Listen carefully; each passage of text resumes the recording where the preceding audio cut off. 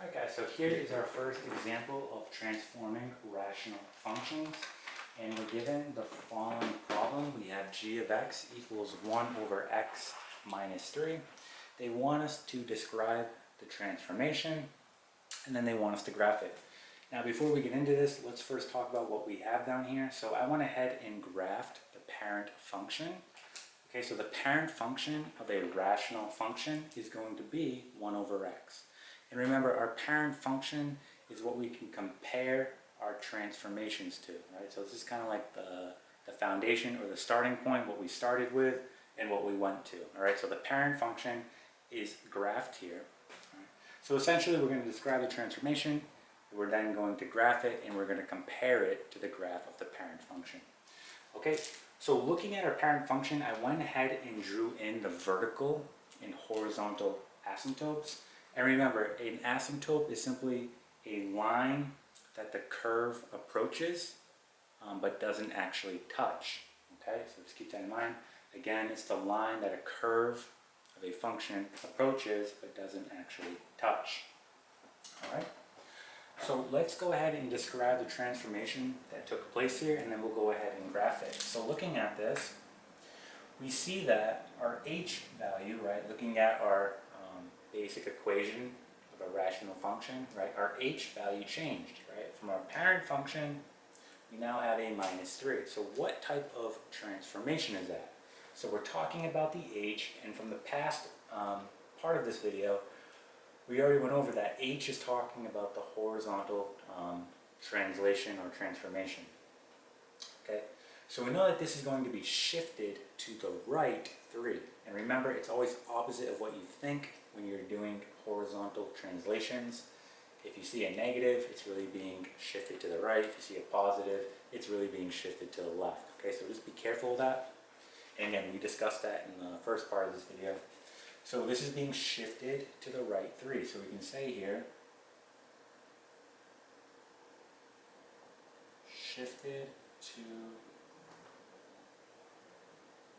the right 3. Right, so it's being shifted to the right 3.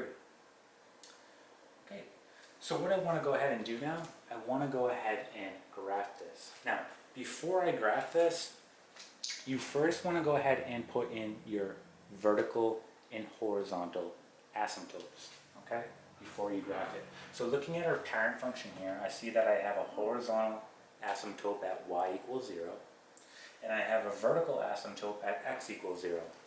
Now, look at the shift that happened here. Which asymptote is going to be moving here? Because one of them is going to stay how it is, but the other will move. We're shifting to the right 3, meaning this whole function, right, is now being shifted to the right. So our horizontal asymptote here is going to be unchanged. It's still going to be y equals 0. However, our vertical asymptote now at x equals 0 is going to be shifted now to the right 3. So before you go ahead and graph your points, you want to put that in. So I'm just going to do this by hand. We'll say that this is, 3 right here. So x equals 3. There's my vertical asymptote, right? And the horizontal asymptote in this case is unchanging. All right. So let's go ahead and graph our new function now. Okay. So using this point that we have on our parent function, we have 1, 1. If it's being shifted to the right, I will then have the following. Let's do it in a different color. Let's do this in purple. So I'll have the following. I'll have 1, 4, right? That will be my new point. Because again, it's being shifted to the right 3. How about this one? Right? If it's being shifted to the right 3, I'll then have the following. I'll have here, so I'll have 2,